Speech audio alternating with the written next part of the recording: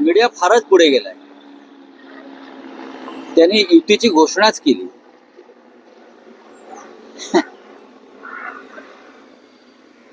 बघा, राज ठाकरे मुंबईत नाहीये.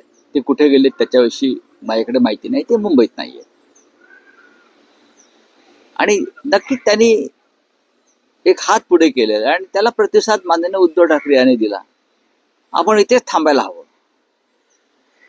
काही दिवस जाऊ द्या.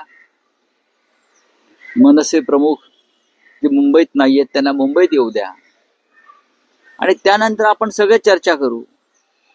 रोज याच्यावर चर्चा करून कशा करता त्या विषयाचं गांभीर्य घालवायचं आहे ना. लोकांच्या मनातल्या भावना आहेत. विषय तर जिवंत ठेवावा लागेल ना. तुम्ही जिवंत ठेवत राहा ना. हा विषय जिवंतच राहणार. उद्धव ठाकरे व राज ठाकरे यांच्यामध्ये जे नातं आहे त्यासाठी कोणी राजकीय व्यक्तीची गरज नाही त्यांच्यामध्ये येऊन चर्चा करण्याची किंवा अन्य कोणाची गरज नाही. या दोघांचं नातं काय आहे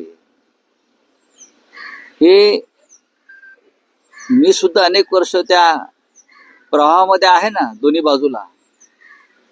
आणि मला माहिती आहे ना त्यांच्या भावना एकमेकांविषयी काय आहेत, कुटुंबात त्यांच्या भावना काय आहेत. या सगळ्याची जाणीव मला सुद्धा आहे. राजकारणामुळे अशी नाती तुटत नसतात हे लक्षात घ्या. आणि माननीय उद्धव ठाकरे हे कमालीचे सकारात्मक आहेत.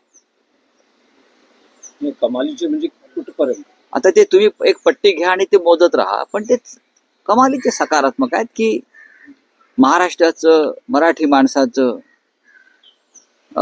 नुकसान होऊ नये आपल्याकडून. त्यासाठी त्यांची भूमिका जी आहे ती अत्यंत सकारात्मक आहे. ज्यांना ज्यांना महाराष्ट्र हितासाठी एकत्र यायचंय त्यांनी यावं. बघा, ते मुंबईत आहेत की नाही त्याच्याविषयी तुमच्याकडे फार जास्त माहिती आहे. आम्ही त्यांच्या इतके जवळ असून अजून आम्हाला माझ्याकडे माहिती नाहीये.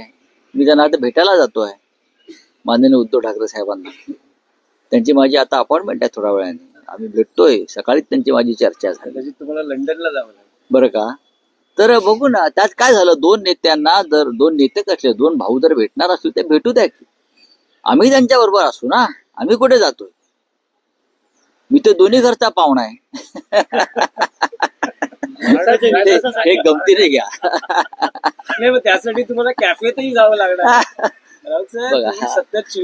माननीय उद्धव ठाकरे काय किंवा आम्ही काय किंवा राज ठाकरे काय हे सगळे आम्ही बराच काळ एकत्र राहिलेली माणसं आहोत. बराच मोठा कालखंड आम्ही एकत्र घालवलेला आहे. राज ठाकरे यांचे वडील जे आहेत माननीय श्रीकांत ठाकरे संगीतकार, त्यांच्यानी माझं तर अत्यंत जिव्हाळ्याचं नातं. सगळ्यांशीच नातं आहे ना. राजकारणामुळे मार्ग वेगळे झाले तरी पण भावनेचा ओलावा असतो आणि तो असायला काहीच हरकत नाही. आम्ही राजकीय दृष्ट्या किती भांडत राहिलो. शरद पवारांशी भांडत राहिलो, पण ओलावा राहिला. आजही आहे. तुम्हाला राजकारणामध्ये कटुताच पाहिजे का? महाराष्ट्रात नको. महाराष्ट्रातल्या राजकारणातली कटुता आणि विष हे भारतीय जनता पक्षाने निर्माण केलं. नाही तर महाराष्ट्र असा कधीच नव्हता. ओठात एक आणि पोटात दुसरं वगैरे असा महाराष्ट्र आपलं हे राज्य मराठी माणसाचं कधीच नव्हतं.